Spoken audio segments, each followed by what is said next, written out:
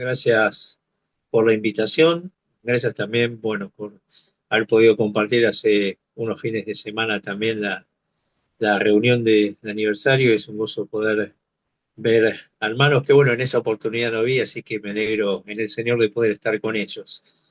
En este tiempo, repasar cosas básicas que nos hacen pensar en nuestra salud espiritual. Y recién Edgardo hablaba de la iglesia. Y la iglesia está conformada por piedras vivas. Hay responsabilidades que tiene la iglesia y hay responsabilidades que tiene cada uno como miembro, ¿no? Hay una revelación general y hay una revelación personal.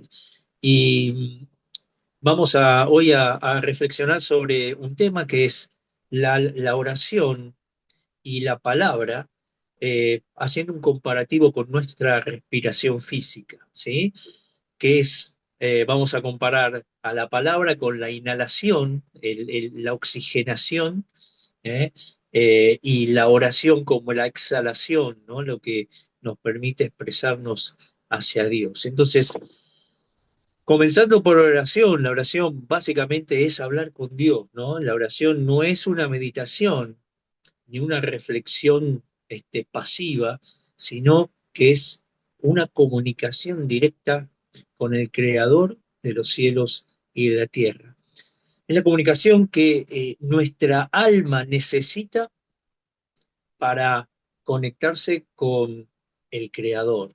La oración es la forma principal que tiene el creyente en Jesucristo para comunicar sus cargas, sus emociones, sus pasiones, sus frustraciones, sus temores, sus miedos, sus confesiones a ese Dios que nos ama de una manera que nadie nos ha amado. Eh, la oración puede tener varias formas, ¿no? Puede ser, según nos dice Primera Timoteo capítulo 2 versículo 1, es un pasaje que conocemos bastante, que nos habla de que en todo tiempo, ¿no? Que se hagan, dice el apóstol Pablo, que se hagan oraciones, que se hagan intercesiones, que se hagan súplicas y que se hagan acciones de gracias. Allí encontramos cuatro tipos de oraciones: los requerimientos o súplicas, ¿no? La palabra deesis en griego, que digamos, no nos dice más que esa cuestión, ¿no? Que es una súplica, la oración. Luego tenemos la intercesión, donde abogamos por alguien o por algo o por una situación. Luego tenemos la acción de gracias o agradecimiento, la palabra Eucaristía, que creo que la sentimos nombrar en algún momento. Y ahí habla el apóstol Pablo de algo muy importante: por todos los hombres, ¿no? En algún momento alguien mencionaba que no se puede orar por un impío, no se puede orar por un enemigo, pero el Señor nos ha mandado a eso. Nos ha mandado a orar por aquellos que nos atribulan, nos ha mandado a orar por aquellos que nos maltratan, nos ha mandado a orar por las autoridades, porque esto es bueno y agradable para el Señor, para que podamos vivir quieta y piadosamente, ¿no? Estamos viviendo tiempos difíciles en nuestro país. Conversando con una anciana de la congregación, me decía, bueno, pero eh, siempre fueron tiempos difíciles en Argentina, ¿no? Y yo pensaba, digo, la verdad que yendo hacia atrás de los años 70 para acá, siempre ha habido alguna situación, ¿no? Ahora el Señor nos ha sostenido las iglesias. Las puertas del Hades no han podido prevalecer contra las iglesias, y así lo estipuló el Señor. Y aún así nosotros debemos orar para que siga habiendo libertad para predicar la palabra. Hay otros países, se mencionaba recién algunos países en la ventana 1040, ¿no? Hay lugares donde las iglesias están siendo atacadas, donde los cristianos están siendo apresados. Vemos con admiración y con sorpresa cómo en otros países se atacan las iglesias, se destruyen los símbolos cristianos, se niega la palabra Navidad reemplazándola por fiestas, se saca de la escena el nacimiento del Señor Jesucristo como el punto inicial del camino de la salvación en forma visible, por lo menos para la humanidad. Y esto nos llama a estar eh, pensando en cómo estamos actuando nosotros, ¿no? Y cómo estamos intercediendo, aún por estas personas, por todos los hombres, ¿no? Las oraciones pueden ser audibles, como las que hemos escuchado hoy. Las oraciones pueden ser silenciosas. Hay oraciones que no escuchamos, hay gemidos indecibles que hay en nuestro interior que solamente el Señor conoce y solamente el Señor responde, ¿no? Oraciones privadas, ¿no? Cuando ores, cerrarás la puerta de tu posada o de tu cuarto y allí orarás, dice el Señor. Oraciones públicas, ¿no? Eh, Delante de la congregación, en las conferencias, oraciones formales, donde uno se prepara para hacer una oración por un determinado tema, o de oraciones informales, como fue la oración de Nehemías en ese momento que tenía que hablar con aquel rey. Señor, ayúdame, dame palabras, ¿no? Y cuántas veces también tenemos este tipo de oraciones. Ahora, también la oración tiene un propósito, es reflejar nuestra fe. Lloro a un Dios en el cual creo. Santiago 1:6 nos insta a orar con fe. Invocamos a Dios, hacemos realidad ¿eh? La presencia que aquel Dios invisible a que no podemos ver y tocar, pero como el Señor Jesús dijo, Padre nuestro que estás en los cielos, a ese Dios invocamos. Vemos allí en Mateo capítulo 6, versículo 9, a el Señor enseñando a sus discípulos eh, a orar, ¿no? Toda oración se eleva al Padre, se hace a través o en el nombre del Señor Jesucristo, ¿eh? Y el Espíritu Santo nos guía en su poder ¿eh? Para la oración, por lo cual tenemos la Trinidad involucrada en el proceso de la oración. Y esto también nos hace dar gloria a Dios, ¿no? Porque manifestamos la presencia de Dios, invocamos la presencia de Dios a través de oración. Y cuando estuvo el hermano Osmar Pascuale, habló del llamado a los discípulos, no sé si se acuerdan, que inmediatamente los siguió. Había un deseo de estar con ese Mesías, había deseos de estar con el Salvador y él decía que es natural para el cristiano el amor, porque el Señor ha derramado su amor en nosotros, ¿no? Y la oración también tiene que ser un fruto espiritual de cada uno de nosotros. Los discípulos estaban inquietos por esta situación. El pueblo de Israel oraba, subía en determinados momentos al templo a orar. Se hacían oraciones públicas, tenemos ahí reflejada la oración del publicano, ¿no? Ampurosa y la otra oración humilde. Pero eh, se acercaron al Señor los discípulos y le dijeron, Señor, enséñanos a orar. Y ahí tenemos ese pasaje precioso en Mateo capítulo 6, donde el Señor nos muestra aquel ejemplo de oración con el reconocimiento de Dios, la adoración, el dejar todo en las manos del Señor, el perdonar para ser perdonados, ¿no? Y el dar gloria a Dios y el someter nuestra voluntad eh, eh, a lo que el Señor determina, ya sea en los cielos como aquí también en la tierra. Pero también tenemos la palabra, ¿no? Por otro lado, que la palabra dice ahí, segunda Timoteo 3:16, que es inspirada por Dios. Eh, la palabra también es revelada, ¿no? El Señor Jesucristo vino a revelar aquel mensaje, el reino de los cielos se ha acercado. Y la palabra de Dios es verdad. El mismo Señor Jesús en Juan 17:17 dijo, eh, eh, santifícalos en tu verdad, tu palabra, tu palabra es verdad. Sin duda la frase de la palabra de Dios nos hace recordar a todo al compendio de la Escritura, ¿no? Los 66 libros que comprenden la Biblia, tanto el Antiguo Pacto con sus 39 libros, ¿no? Y el Nuevo Pacto del Nuevo Testamento con sus 27 libros, que son perfectos y que se relacionan uno con otros, están interrelacionados, ¿no? Pero también en la palabra, el logos, lo encontramos en la escritura como un título del Señor Jesucristo, ¿no? En Juan capítulo 1 se nos habla de que es Jesucristo la revelación, ¿eh? El logos, el que existía desde el principio, ¿eh? Y ahí nos habla de la eternidad, de la preexistencia del Cristo que luego tomó forma de hombre añadiendo una nueva naturaleza a su ser que no existía previamente. Por eso el Señor Jesucristo es la palabra hecha realidad, es la palabra revelada, es la expresión del pensamiento de Dios que caminó entre los hombres para traer un mensaje completo. Jesús encarnó el mensaje completo y nos dejó así el mensaje que el Padre le había dado. Pero también a través del Espíritu el Señor inspiró a los escritores para que nosotros podamos tener la palabra impresa, ¿no?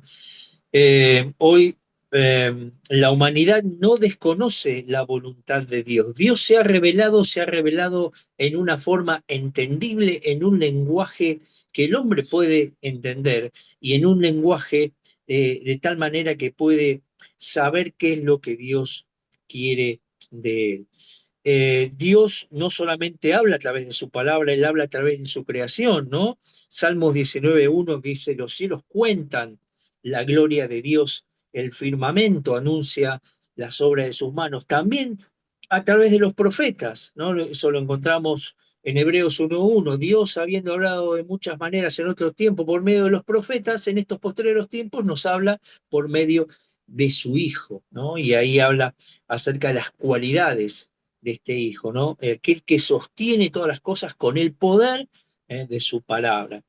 Eh, Luego también tenemos que la escritura es revelada por medio del Espíritu Santo y también podemos aprender a conocer mejor lo que Dios es y quién es nuestro Padre, quién es el que nos ha rescatado, que nos ha salvado. De esta manera tratando de escuchar lo que Él nos va revelando. Ahora, hay una revelación general para todos los creyentes, que es eh, ir y hacer discípulos, ¿no? Y la discipular, ¿no? Predicar la palabra y enseñarles la palabra. Pero Dios también tiene un propósito personal para cada uno de nosotros y en ese sentido cada uno tiene que buscar cuál es el propósito que Dios tiene para él. Ahora, eh, el concepto de la respiración vendría a ser una metáfora de la salud espiritual y es algo que no es nuevo, ya se ha expresado en distintos estudios o algunos predicadores o estudiosos lo han tomado, ¿no? En el libro más profundo de Dane Ortland describe que leer las escrituras es como inhalar y orar, como exhalar. Esta idea sencilla pero profunda nos ayuda a comprender la importancia de estas dos prácticas para mantener y profundizar nuestra comunión con Jesucristo. Respirar es automático, es uno de los sistemas automáticos que tenemos, que Dios ha diseñado, entre otros, eh, pero los buenos hábitos respiratorios pueden mejorar drásticamente en nuestra salud. No voy a hablar muy extenso de esto porque si no Aldo me va a corregir en cualquier momento, pero lo tomo como una referencia. De igual manera, si bien la fe es un don, la salud espiritual requiere práctica intencional. Eh, Nosotros recibimos el don de fe, pero necesitamos practicarlo. Estudios demuestran que el control de la respiración influye en todo. No vamos a ir por el lado del yoga, pero sí oxigenarnos bien y aprender a poder respirar en distintas condiciones nos hace tener un cuerpo adecuado y mejora nuestras capacidades, ¿no? El clarificar nuestra capacidad pulmonar hasta la claridad mental y la relajación, ¿no? Espiritualmente, practicar la inhalación a través de la escritura y la exhalación a través de la oración fortalece nuestra fe y nos permite caminar más cerca de Dios. Esto también citando a este hermano en este libro. Por lo cual, la oración y la lectura de la palabra tienen que ser una condición o una práctica forzosa o que nos tenemos que forzar, tenemos que poner voluntad para poder hacerlo. ¿Por qué decimos esto? Porque eh, el llenarnos con la palabra va a permitir tres cosas: reconstruir nuestro pensamiento, oxigenar nuestra alma y también nos muestra siempre las buenas nuevas de parte del Señor. La palabra, decíamos, es inspirada, pero también la palabra de Dios reconstruye las mentalidades, nuestra mente en cuanto a cualquier idea mundana o cualquier situación que está fuera de la verdad. Ahí en Romanos 12 nos habla de esa mente, renovando nuestro entendimiento, ¿no? Después, tenemos también tendencias naturales a buscar éxito, aprobación, a creer cosas o que debemos trabajar por ciertas cosas. A veces distorsionamos principios escriturales, ¿no? Nuestra vida, dice Colosenses 3:11, está escondida con Cristo en Dios. Y encontramos allí toda esa vida que Dios tiene preparada, ¿no? Que a veces dista mucho de la que nosotros vemos, percibimos o podemos manejar. Y la escritura nos vuelve a poner el propósito, el objetivo, ¿no? También allí en Efesios 2:10 nos habla de aquellas buenas obras las cuales Dios preparó de antemano para que anduviésemos en ellas. ¿Cómo oxigena nuestras almas? La palabra es la que convierte el alma. Salmo 19:7 nos habla de esto, ¿no? Que convierte el alma, que trae paz, que trae solaz, ¿no? Podemos tomarlo también como la provisión del Señor, ¿no? En el Salmo 23, en los delicados pastos, ¿no? Que Él tiene para nosotros. Pero también eh, no solamente nos revela nuestra orientación, nuestro pensamiento, lo reconstruye, sino que también nos muestra las buenas nuevas, la esperanza. El Señor nos llamó en esperanza y para esperanza, ¿no? Y esa visión del Cristo triunfante a la diestra del Padre es algo que nos tiene que caracterizar en cuanto a las situaciones que como decía el filósofo, ¿no? En Eclesiastés, nos hacen poner la mirada debajo del sol, de las cosas que suceden debajo del sol, sin tener eh, la sabiduría que están por arriba del sol, como es la que Dios manifiesta para con nosotros. Ahora, también está el papel de la oración en poder comunicarnos con nuestro Dios. La oración es nuestra respuesta a las verdades que aprendemos del Dios al cual amamos. Leer las escrituras es inhalar, orar es exhalar, ¿no? Eh, si no oramos, no creemos que Dios sea una persona real. No podemos decir que le creemos, o podemos decir que le creemos, pero en realidad no lo estamos haciendo de hecho. Muchas veces nos preguntamos, ¿no? ¿Por qué no oramos más? Y bueno, ahí teníamos que buscar la respuesta. Una amistad requiere comunicación, conversación. Ninguna relación puede crecer si no hay una comunicación fluida, sincera y de calidad. Los que estamos casados o los que están casados o los que tienen hijos o los que tienen amigos no desarrollan una relación si no hay comunicación. Cuando leímos la Biblia, pero no respondemos con oración, cortamos una de las vías en las cuales esa relación personal con Dios crece. Dios tiene que ser para nosotros una persona esencial, única y viva. Tiene que ser una relación significativa para nosotros. No tiene que ser un traje de fin de semana, ni debe ser un modismo dentro de un contexto de una liturgia cristiana.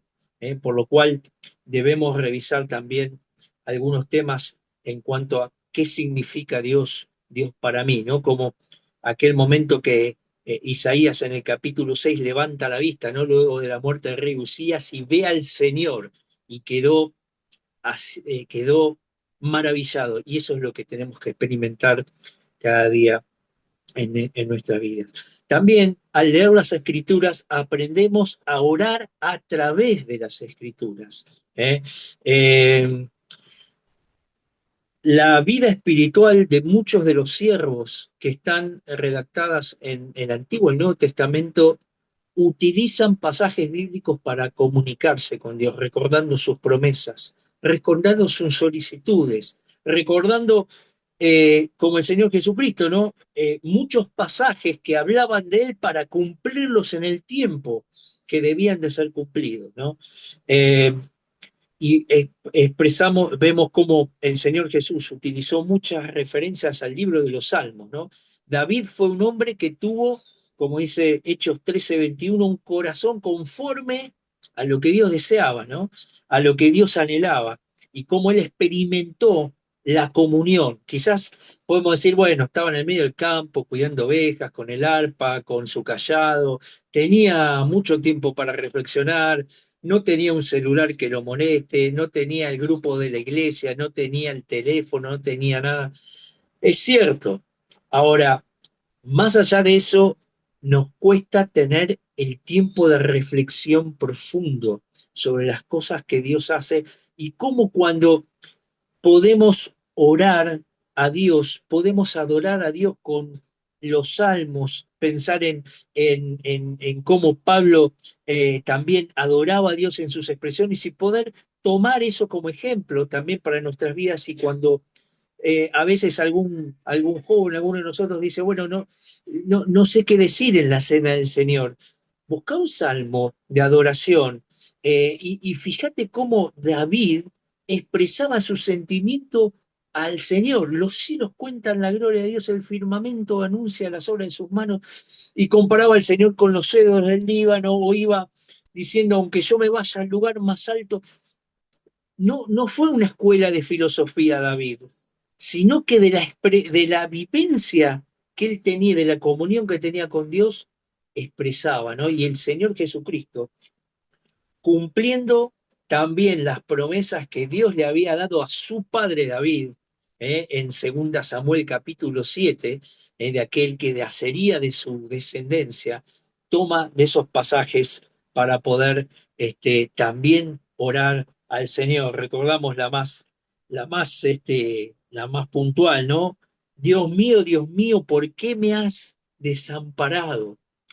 Lo expresó David en el Salmo 22, lo expresó Jesucristo en el momento más culminante del proceso o de la obra de salvífica hacia cada uno de nosotros. Ahora, la alimentación y la buena respiración es automática, comemos y respiramos, pero si trabajamos en ello, en el tipo de comida que comemos y en el tipo de respiración, la práctica de una actividad nos hace pasar de una persona amateur a un profesional. Un corredor no logra avanzar si no tiene una nutrición y si no aprende a respirar de una manera puntual para poder oxigenar su cuerpo. Su cuerpo no estalla o no tiene la potencia necesaria para llevar adelante esta carrera. Y estamos a fin de año y llevan los tiempos de balance, pero sería bueno ver de hacer algún chequeo, algún checkpoint espiritual, ¿no? Recién Aldo oraba acerca de algunos hermanos, algunos se tienen que hacer estudios, otros se hacen estudios por cuestiones de seguimiento, de trabajo, pero eh, yo hace un tiempito tuve la posibilidad de conseguirme un reloj digital, un smart, que no solamente me muestra la hora, sino que también me dice cuántos pasos recorrí, cuántas calorías quemé, cómo está aproximadamente la saturación de oxígeno, cómo está mi frecuencia cardíaca, cómo está mi presión y cómo fue mi tiempo de descanso. Si me dormí a tal hora, me desperté a tal hora, si hubo interferencias, ¿no? Si cuánto fue el sueño profundo, etcétera. Ahora, llegando a este tiempo, podríamos de alguna manera hacer un chequeo espiritual. ¿Y qué nos diría este reloj espiritual si nosotros tocáramos algún botón, ¿eh? Y revisáramos cuántas pisadas hemos recorrido en las buenas obras que el Señor tiene preparada para cada uno de nosotros? Son todas preguntas que nos hacemos, que nos debemos hacer. Termina el año y ¿cómo hemos recorrido ese camino? Empieza el año, ¿cómo lo vamos a recorrer? ¿No? ¿Cuánta energía he puesto en los propósitos de Dios para mi vida? No en mis propósitos, ¿eh? En los propósitos de Dios para mi vida. ¿Cuánta energía puse? ¿Con qué frecuencia ejercito la oración controlada, ¿eh? Y no la automática? Gracias, Señor, por la comida, amén. Gracias, Señor, por un día más, amén. Gracias, Señor, te pido por esto. ¿Cuánto hemos controlado la oración y cuánto hemos manejado ese tiempo? ¿Cómo está tu corazón espiritual? ¿Por qué late tu corazón? ¿Eh? ¿Para quién son, para qué cosas son esos latidos? ¿Qué te da pálpitos? ¿Qué te da taquicardia? ¿Qué te hace acelerar el corazón espiritual? ¿Cuál es el nivel de la presencia de oxígeno de la palabra inspirada de Dios en tu vida? Si tuviéramos un oxímetro bíblico, según los médicos, tiene que estar arriba de 90 y uno tiene que saturar arriba de 95, 96%, entiendo, pero ¿qué diría el saturómetro de la lectura bíblica en mi vida? ¿Cómo, cómo puedo medir las presiones? ¿Cómo puedo poner en las oraciones las presiones y las cargas que el Señor permite en mi vida y cómo puedo descansar en Él? ¿Y cómo es mi descanso? Como Salmo 4:8, en paz me acostaré y asimismo dormiré.